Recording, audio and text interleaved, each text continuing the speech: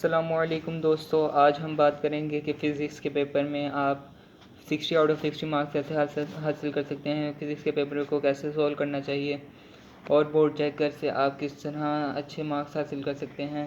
तो कौन कौन सी हेडिंग्स बनानी चाहिए, मैंने किस तरह 9th और 10th दोनों क्लासेस में 60 आउट ऑफ 60 मार्क्स हासिल किए, आज मैं अपना एक्सपीरियंस शेयर करूँगा।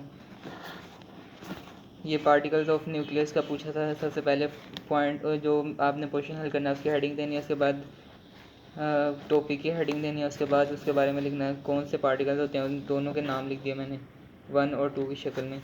उसके बाद 5th पार्ट मैंने सॉल्व किया, उसमें उन्होंने पूछा था आइसोटोप्स क्या होते हैं, आइसोटोप्स का लिखा, उसके साथ मैंने उसकी एग्जांपल दे दी।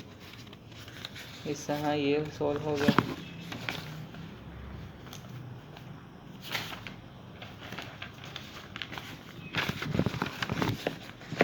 उसके बाद उन्होंने 4th पार्ट मैंने सॉल्व किया, उन्होंने ट्रुथ टेबल बनाने का कहा था, तो वो मैंने ट्रुथ टेबल बना दिया। उसके बाद सिंबॉलिक डायग्राम का पूछा था, वो भी मैंने सिंबॉलिक डायग्राम भी इसकी बना दी। उसके बाद 7th पार्ट मैंने सॉल्व किया, हार्डवेयर सॉफ्टवेयर के दरमियान डिफरेंस था, उसकी पॉइंट्स की शक्ल में मैंने इसको लिख दिया। अगर आपसे हो सके तो आप इसकी हेडिंग्स बना के लिखें तो ज़्यादा बेहतर होगा। उसके साथ एग्जांपल दे दी।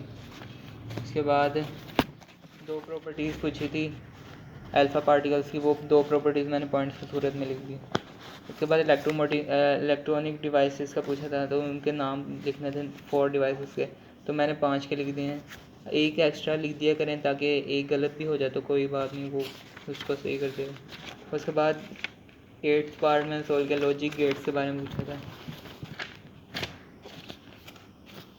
तो लॉजिक गेट्स के बारे में मैंने लिख दिया है इस तरह करके। उसके बाद क्वेश्चन नंबर 3, उसमें उन्होंने CBIS का पूछा था, CBIS कौन से होते हैं, तो उसके बारे में मैंने उनके नेम कंपोनेंट्स ऑफ CBIS से लिख दिए कौन कौन से होते हैं।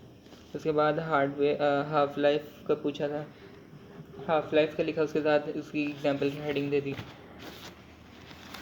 इस तरह करके यानी आपने कम से कम शॉर्ट क्वेश्चन के अंदर 2 हेडिंग ज़रूर बनानी है। उसके बाद एंड गेट का पूछा था, मैंने उसकी सिंबल बनाई, उसके बाद ट्रूथ टेबल बना दिया, इस तरह 2 नंबर मिल गए।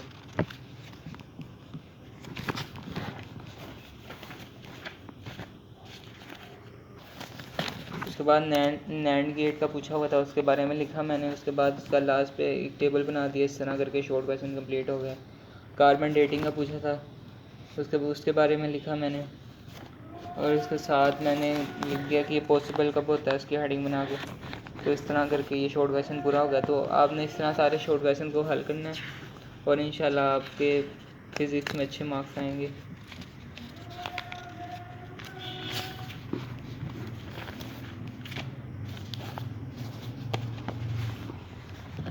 एटॉमिक न्यूक्लियस और एटॉमिक नंबर और एटॉमिक मास के अंदर हमने डिफ्रेंशिएट करना था, उसकी मैंने डेफिनेशन लिखी दोनों की, अब फार्मूला लिख दिया इस तरह करके। उसके बाद हमने नेचुरल रेडियो एक्टिविटी क्या होता है उसका हमने डेफिनेशन लिखी और उसके साथ एग्जांपल दे दी। इस तरह करके आपने सारे शॉर्ट क्वेश्चन हल कर लेने, और आपने जिसके अंदर कोई एग्जांपल ना बनती हो तो आपने उसके अंदर उसका कोई फार्मूला लिख देना, या फिर आपने कोई उसका यूनिट लिख देना। इस तरह करके आपने कम से कम 2 हेडिंग्स बनानी है। अब हम एक न्यूमेरिकल की बात करते हैं। न्यूमेरिकल को ऐसे सॉल्व करना चाहिए शॉर्ट क्वेश्चन के अंदर। न्यूमेरिकल की आपने पहले हेडिंग देनी है, उसके बाद डाटा लिखना है, गिवन डाटा क्या है, तो उसके बाद टू फाइंड वो लिखना है, टाइम हमने फाइंड करना है, फार्मूला लिखना है, फार्मूला लिखने के बाद सॉल्व करना है। इस तरह करके आपने न्यूमेरिकल को सॉल्व करना है। उसके बाद हम लॉन्ग क्वेश्चन की बात करते हैं, लॉन्ग क्वेश्चन को कैसे हल करना चाहिए।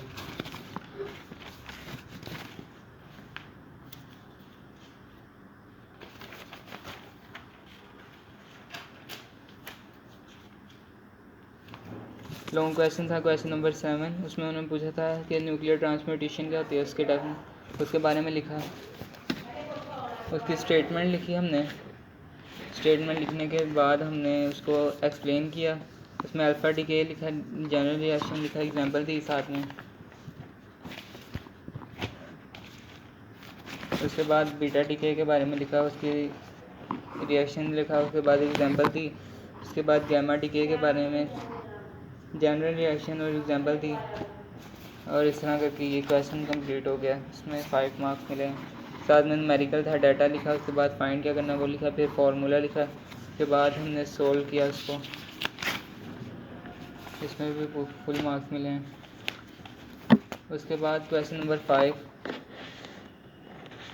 उसका बी पार्ट उन्होंने पूछा न्यूमेरिकल था, गिवन लिखा, उसका फाइंड क्या करना है वो लिखा, फिर फार्मूला लिखा, फिर एक्सप्लेन किया, सोल्यूशन कर दिया इसका।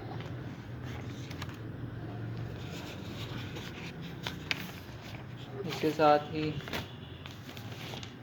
लास्ट में रिजल्ट की हेडिंग दे के रिजल्ट लिख दिया। इसके बाद हमने क्वेश्चन नंबर 5 का ये पार्ट सोल्व करना था। एनालॉग इलेक्ट्रॉनिक्स और डिजिटल इलेक्ट्रॉनिक्स, उन दोनों के दरमियान डिफ्रेंशिएट करना था। पहले डेफिनेशन लिखी दोनों की, एक ही लाइन में आपने दोनों को लिखना है, इस तरह अच्छा लगता है।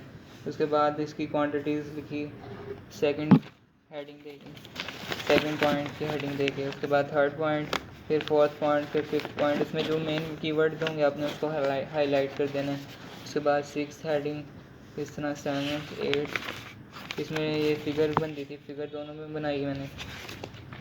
उसके बाद नाइन्थ पॉइंट की हेडिंग थी। उसके बाद 10th point, 11th point, 12th point. उसके बाद इस तरह करके हमने सॉल्व किया सारे को।